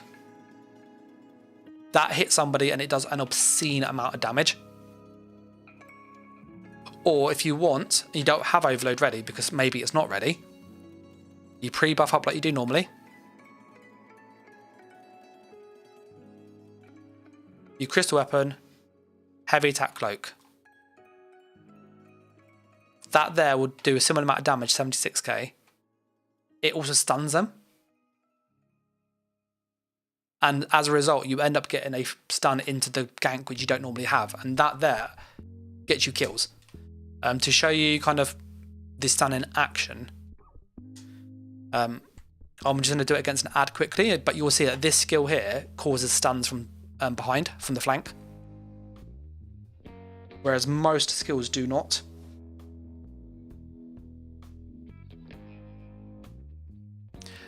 And so like when you're putting like that mechanic or that ability with essentially the Nightblade cloak, you end up with a position where you have loads and loads and loads of bonus damage. You also bring back the old sniper where you could basically stun them from stealth, so you could do like snipe and they're dead. And because they couldn't CC break, they died instantly.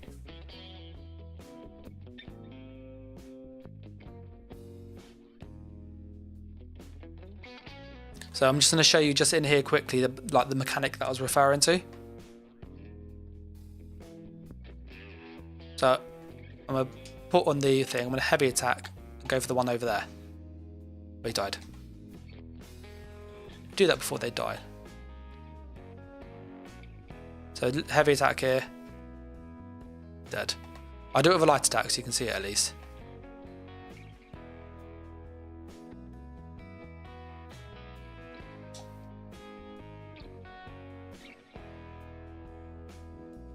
So you get into Snake. Oh, it's not stunning him. They might have patched that. I think they've patched it. Because that should have stunned him. That stunned him every single time. I think Zos patched it.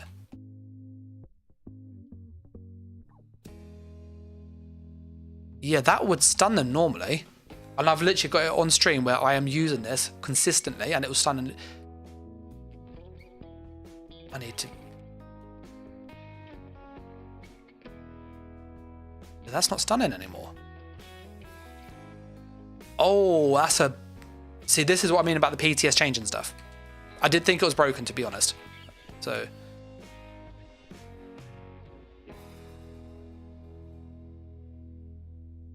Okay, that's going to change how we build this then.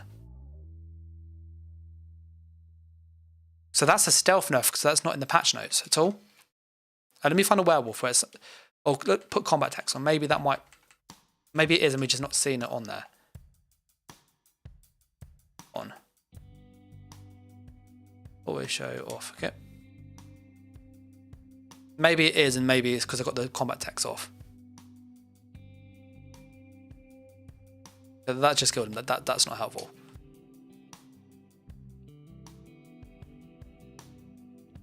Oh, no, it is stunning. Okay.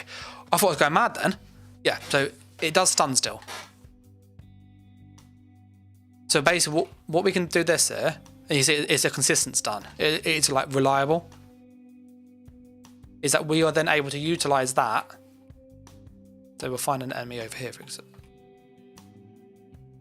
Find a person over here. So you can heavy attack. You get the stun, and you get the set proc at once, which is a lot more damage than you've ever had before. And it also gives you a stun. So I'll find something a bit tankier that won't die instantly from that.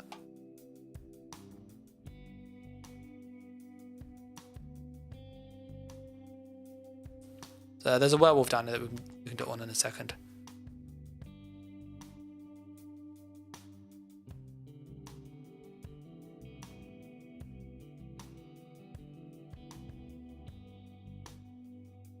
I would love to be able to like jump.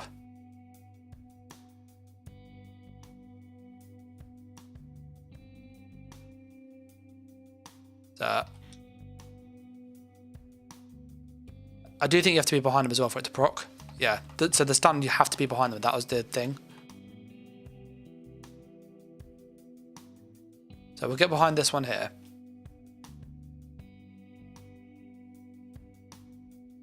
Oh, he's turned around. Oh, he's stunned. So with the changes, you could do stuff like that, which you can't normally do. And so what ends up happening with the gank combo is that you can get 2 lots of damage, which can't be dodged. So you can do this and then follow up with another one. And then that will kill, it does like 30,000 damage. Even though at max resist, it is obscene. And because they've got the stun, they can't dodge it. So that's something that I was working on there. And you have the overload option. So again, you can do a similar setup.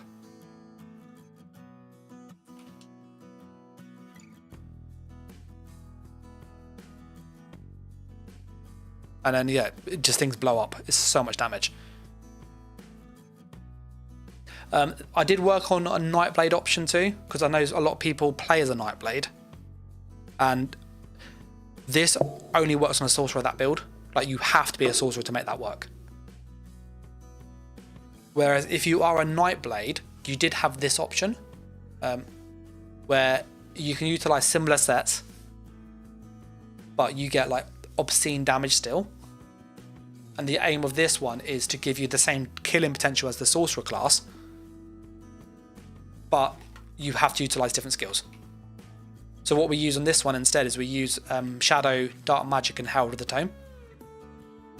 And these combined gives you the same killing power as the sorcerer version, but you have a different way of getting there. The downside is you don't have access to Overload, which is a ranged ult, which is amazing for bow builds, because normally you'd have to use like Toxic Barrage, which good, very, very good ult, very expensive. Whereas with Overload, it just hits incredibly hard. You don't use it often. This also is slightly slower than the sorcerer version, and it does not have as much sustain. So the Nightblade one personally is weaker, but you do get like similar amount of damage. So with this, you'd just do that, and they would go. The tree ties procs as well, but you have to have you have to use crystal weapon or it won't proc. So this procs on any class skill, which could be sorcerer class because it's still a class skill.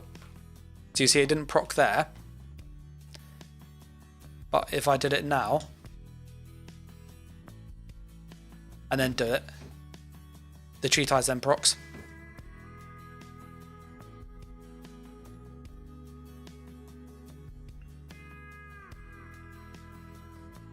So that was something else I was working on. I've also been starting to work on a DK and also a dot build. So this is a ranged dot build. And the idea is I was trying to take what was my old Infector build, which was a magical warden dot build, and just go, if I could add in some extra like dots and stuff. I've got attacked by guards. What could we get to? And so this, we end up having dots here, dot there, Vector Infection, Vampire's Bane, massive dot, Power of the Light, which gives us the burst skills that we normally lack. We could then use Gravelord Sacrifice for more dot damage. We then have an Execute, which we normally lack. So this ranged dot build ended up having an incredible amount of dot damage, but it also had access to a burst skill, and also had access to an Execute, which means as a ranged dot build, this works. So I was able to fight people and kill them. If they have a cleanse, that's obviously the counter to this type of playstyle.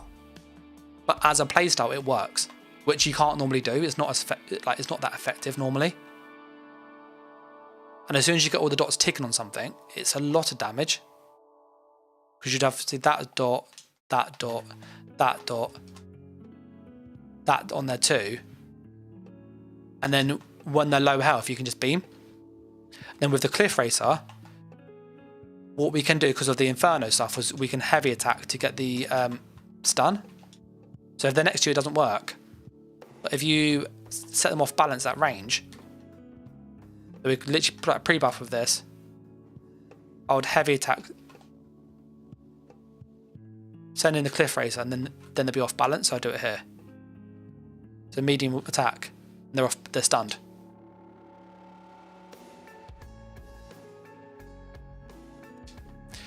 We also get the extra dot from the Inferno Staff. So like this utilizes Companions, Dawn's Wrath, and Gravelord. So you've got 10% dot damage there, 15% dot damage here, which is like huge. We then have the Fire Staff, 12% there. So our damage over time becomes really high. And then we have to then fix it with Tudun, because we don't have an armor buff otherwise. Wretched for our sustain. And then Dragonkin for more damage over time again on the dots. But you could change Dragonkin for something else. So, like this playstyle you can't normally do. Like this just doesn't normally work. I did a very similar one with the Necromancer called the Dot Crow, which is a similar idea, but I had to use proc sets to get the damage up. And against anybody good, I didn't have an execute and I didn't have a burst skill. Whereas this now takes the best bits of the Dot Crow, the best bits of the Warden dot build, and puts them together. I was then also working on a Necromancer and messing around with this, and also a Dragonite. So this is a different build I was making. I'll show you this. This is obscene.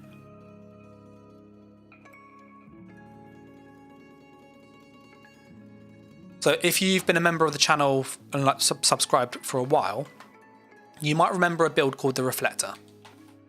So what I was testing here, so I want you to look at my ultimate on the bottom right.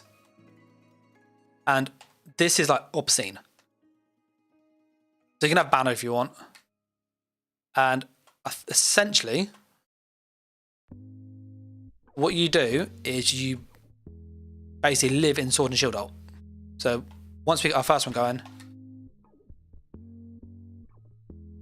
we can literally sit there. And if I activate our other sets,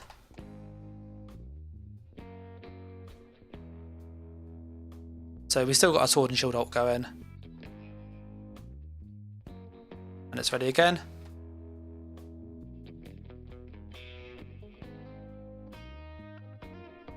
And it's ready again. So what you might see here is that our Sword and Shield ult isn't pretty much dropping down. It's pretty much on 100% of the fight. And then we can do it again. And yeah, we can. This is literally obscene.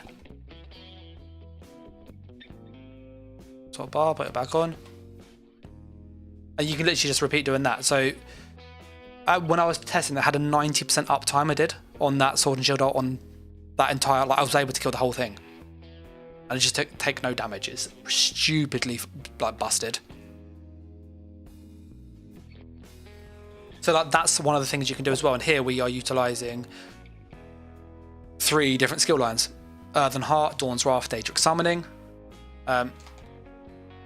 We can now use this. This was didn't affect us initially. It now does. Have changed it back. So we can obviously use this and get more magic and stamina back. But yeah, you can get some pretty good stuff. What do you think of the uptime, by the way, of that thing? I'll do it again just so you can see. Like, if you count, if you'll see my ult on the back bar. Okay, ready?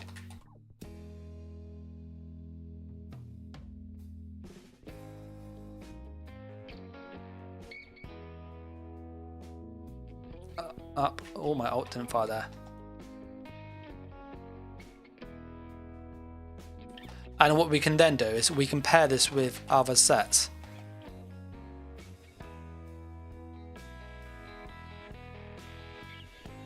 Now ult's ready again. So you can see the ult gen's obscene on this. And obviously as you're doing this, you also heal. So you also heal as you use the vampire's skill.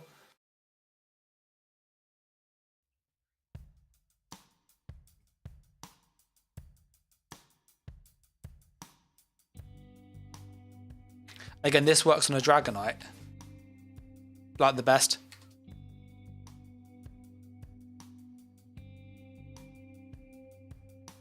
So if you really like focus on the rotation, you can keep this up like pretty much the entire fight.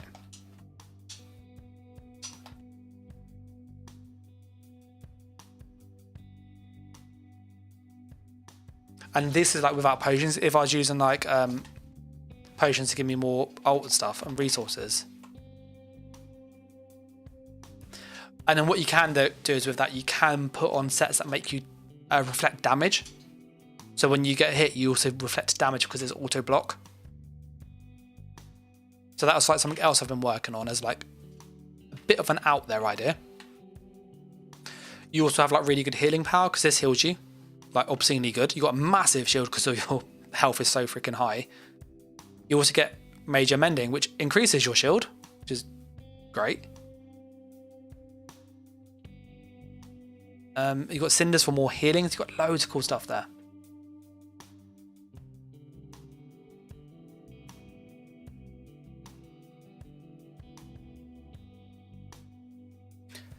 But yeah, like that's kind of some of the stuff I've been working. I've got a few other things like in the sort of on the back burner as well. But those are the kind of things I want to like really showcase next patch. Is just really wacky stuff like blocking damage and doing damage, sitting in spell wall as much as you like, pretty much. Ranged up builds that actually work, stupidly broken snipers. I've been working on also like a better Stamden. So like if we were to like take what is a good Stamden or a Magical Warden, can I make the Magical Warden better? And that's what this was aimed to do. So like this is meant to take your typical Magical Warden and enhance it, fixing all the issues it has. And so here we ended up with a thing that gave us a stun from Colourless Pool. Gave us our armor buff, which is good. Access to a heal if we wanted. So that fixed the lack of a stun that the Warden has. It also gave us access to another burst skill, access to a really good execute, access to another heal over time, which is great. So that fixes the lack of healing because of changing the skill lines. Still Deep Fissure. And then because of the Master's Ice Staff, we obviously have a Frost Reach, which becomes a really good spammable. So we have a buff up here. So yeah, it's like 8.5k. When we're fully buffed, when we're actually like activate it and stuff, it's at 9,200. It's really good. And then fully buffed, it's 10,000, so it's spammable damage. 18k shulks at the bottom there, 33k execute. Delayed some with like bonus crit damage, also bonus damage because of vulnerability. Access to a burst skill, which just becomes really, really good. Access to a really good heal over time. This is like horrible to fight against. Massive burst because of scribing. So like again, I was like going, what could I do to take what is a base playstyle and make it better? And that's what I've been working on for like on PTS and stuff over the past couple of weeks. There's a few things down here which I was like testing and stuff here. Yeah, I'm gonna go and call it here because it is quite late where I am. It's 11 PM. If you get any questions about PvP related stuff or just stuff generally in the game, drop me a message in the comment section or join my Discord. And if you like what I do here, then likes and comments are greatly appreciated. And if you haven't done so, do subscribe to stay up to date. I'm going to say a massive thanks to all of the members on YouTube and on Patreon who do support to get early access and much more. If you want to see all that good stuff, there's details down below. But as always, thanks for watching, guys. Take care.